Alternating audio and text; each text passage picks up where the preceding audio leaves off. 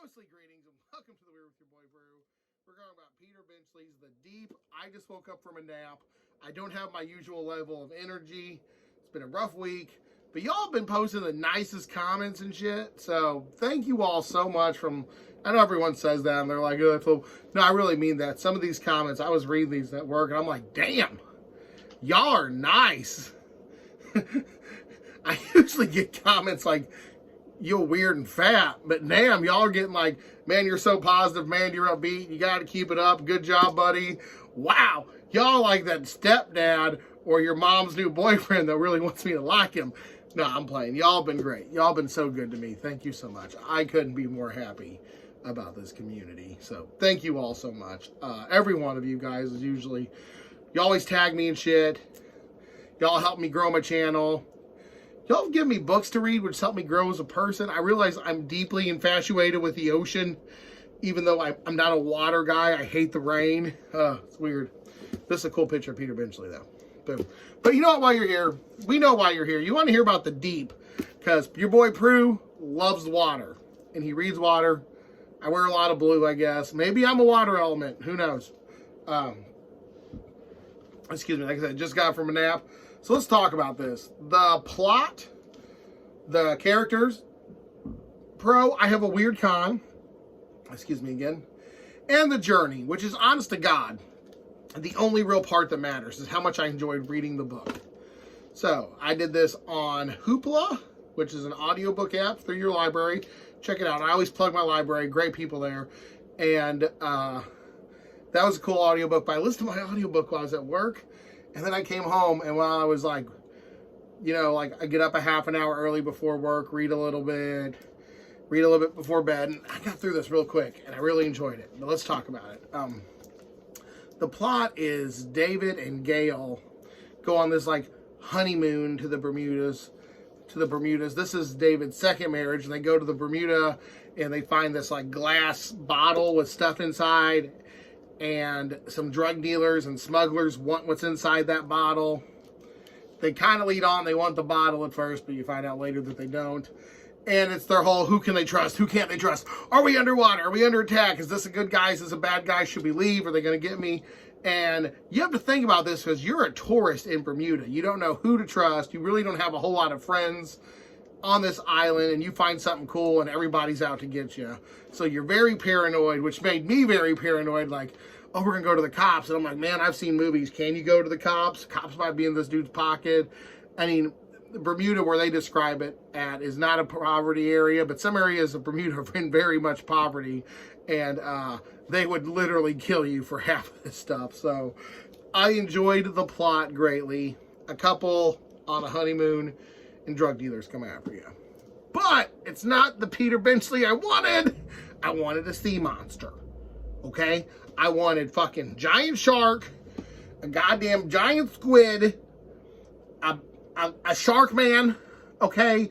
I wanted Attack of the Flying Shark. I didn't want drug dealer looking for buried treasure. And the buried treasure element, and it's quite cool. But for a plot, I'm going to give it a 3 out of 5. A honeymoon goes awry with drug dealers. Not the most original plot. Characters, though. Characters I liked. My favorite character, I don't remember the name of it because I only say it once. It's a giant 8-foot moray eel that guards a cave. And in my head, when they read this scene, I found it quite funny. David seems like a cool guy. He's full of life, full of adventure.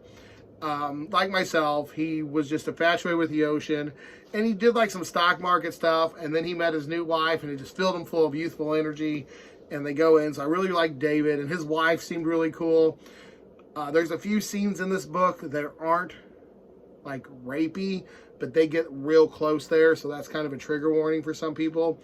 But I think Gail handled it really well. The author handled her reaction very well. It wasn't too over the top, but it wasn't passe and just swept it under the table either. So I really enjoyed all of that. I thought that was very cool. Yeah, all the stuff. Percy. I like those characters a lot. I'm going to give the characters a 4 out of 5. I won't remember all these characters for a while. I'm already forgetting some of them now, and I've only just recently read the book. But I will remember the fun I had with the moray eel for a while. Pros and cons. Let's talk about pros first. For one, Peter Benchley's writing style is just fun.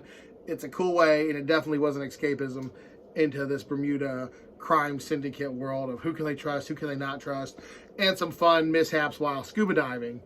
The con is, though, I read this with the hopes of it being a sea monster book, and my own expectations let me down because this was just literally a crime thriller involving scuba diving and buried treasure. So I can't really knock the author for that, to write outside of his norm.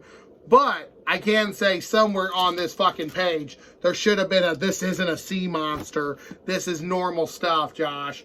Don't read this if you're wanting to see fucking Shark Man, okay? Which I did. So cons, it's not a sea monster. Like I said, everything in here is good, but nothing's great. It's like when you go to McDonald's. You remember you like McDonald's, but you can't remember a meal you had a couple years ago. This is going to be my Peter Benchley. That's how I feel about this Peter Benchley. I'm not going to remember this book. Like, oh yeah, did you read the deep? Yeah, I liked it. What do you remember about it? I don't know. Just remember I liked it. Same thing when I go to McDonald's. I love my McChickens, but I'm not going to remember every McChicken I get. Journey, the full run of the book. And I don't remember how many pages this was. Like I said, I did a little bit on the audiobook. It's not long. It's like 300 pages. How did I enjoy my 300 pages of a young romancing couple and a bosom lady and a miracle fucking scuba diving honeymoon with drug smugglers action adventure? You know what? Honest to God, I loved it. Up until the ending. I did not like the ending. I thought it just ends abruptly. They do some stuff where they kind of like, well, no, it doesn't. Yeah, I know. That ending scene I just felt was like, and that's what happens.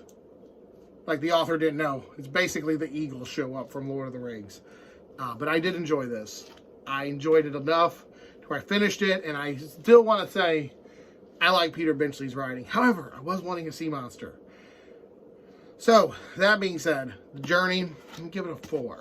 But overall, with the 3s and a 4s, I'm going to give this a C+. It's above average. It's a great book.